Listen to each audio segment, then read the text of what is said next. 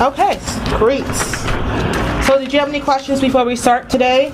I guess you're going to be guiding me through this. I'm not sure how far back in medical history you want to go, so you're going to have to give me a starting point or a jumping off point. Sure, yeah. You can, okay, not a problem. Yes, we will be guiding you through this.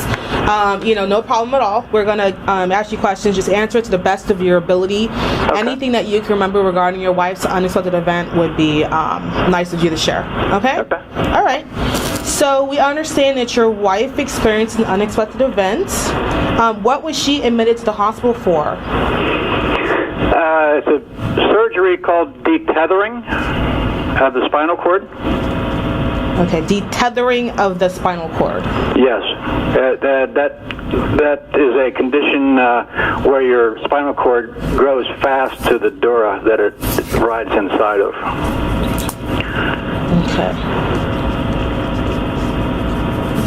Okay, and how long was her stay in the hospital? A total of 15 days at the first hospital. She was evacuated from there via ambulance to a second hospital for a total of 51 days. Okay, so 15 days in the first hospital and 51 days in the second hospital. 51 total, so you have to do the math there. 51 total, okay.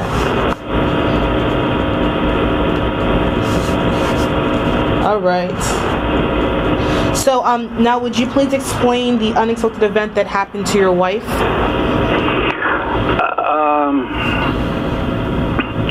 She walked, I'm not sure how you're phrasing that question. The unexpected event was she walked in a fully functional working adult with numbness in her extremities and thought that, or was given the impression that this detethering was the correct diagnosis and they would keep her safe during surgery using, here's an important term, intraoperative neurological monitoring, better known as IOM. And that's where they monitor your spinal cord during surgery and it alerts the surgeon. You still there? Yes, I am. It's a fascinating safety feature. They can actually monitor your spinal cord real time during surgery to alert the surgeon if there's something going to be stressed or harmed or something, and that was ultimately the reason we.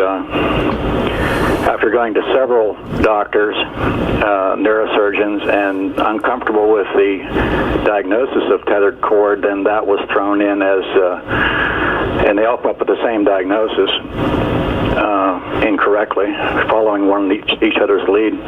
We agreed to the surgery, and once under anesthesia, the monitoring was not found to be usable or adequate.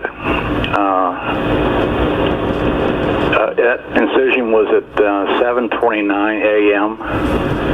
Approximately, I don't have the time exactly right in front of me, it's approximately 10:48. It would have been apparent they were doing the wrong surgery. By 12:18 was the end of surgery, and risk management would have been alerted by that time. She showed catastrophic neurological injury post-op. They ordered a stat MRI. That was done at 3:58, I believe. Now the problem became that they realized the stat MRI was going to expose the errors that led to the calamity. And what made it even worse, you still there? Yes, I am. Yes. What made it even worse is, and this surgery was in the cervical spine, which is right at the base of your skull. Mm-hmm. She had developed a common complication called a spinal hematoma. In this case, it would be called a post-operative spinal hematoma.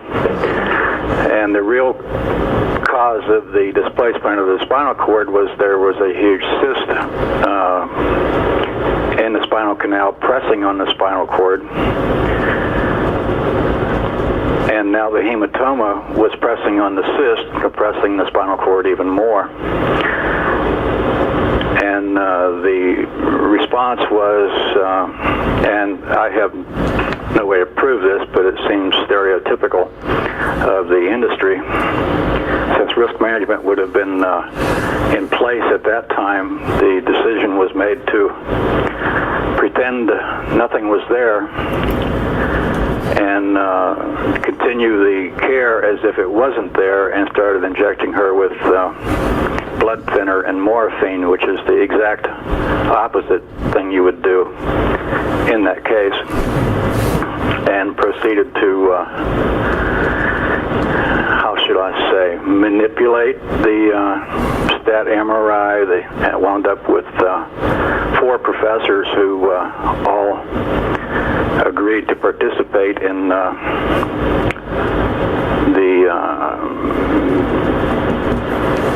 cover-up, and I would have to guess this was all done. Electronic records were time-stamped and run through before they realized they had a X-ray done the very first day she stepped out of the car onto the property. That proves it all to be false. This was brought to their attention. It's been almost 5 years now. The only response has been silence. They are quite aware that they're caught. And what makes it even worse, at the post-operative time, when they realized risk management would have been involved, the very decision to pretend the catastrophe wasn't there, and the choice to start injecting Lovenox and morphine would have to have been intentional, and that has a well-known side effect of high likelihood of death, even by the FDA. But in order for them to go and start manipulating the records to pretend her real medical history didn't exist and insert a new one post-op, they had to commit to doing the unthinkable. Okay. Kind of scary, huh? Yes, it is. I'm sorry that happened to you and your wife. Well, I'm sorry that it's accepted by the medical community, especially in a university.